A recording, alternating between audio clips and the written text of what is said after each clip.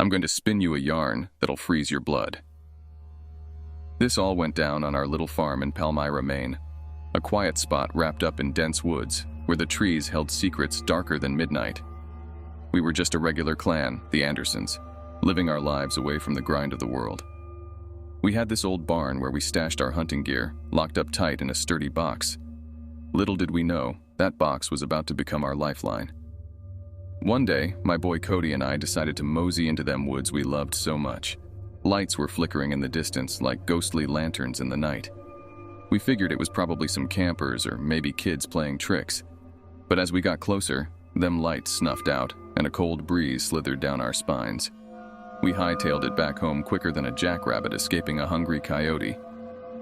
Next day, my girl Megan and her fella Jake came over. They thought a walk in the woods sounded dandy. Our dogs were all riled up, so off they all went.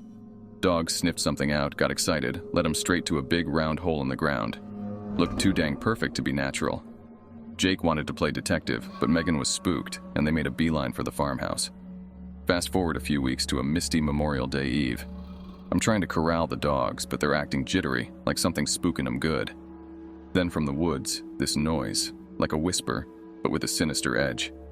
I hollered at my wife Lisa to get inside, and when we turned back, there were 5 pairs of eyes staring at us. Big, wolf-like critters that shifted from walking on 2 legs to all 4s. We locked up tight, but them creatures prowled around the house like hungry predators. Lisa closed windows, locked doors, and the dogs were huddled in a corner. I had it in my mind to fetch our hunting guns from the barn. Stepped onto the porch, and there they were, glaring at me in the dark. Waved my arms, got the security light on, and they lunged, but something held them back. Scrapped the gun plan, hustled back inside. We called the cops, pleaded for help, but they just told us to hunker down and lock up. Night dragged on. We huddled on the bed with knives and whatever we could find. Morning finally came, and them creatures were gone, vanished like ghosts.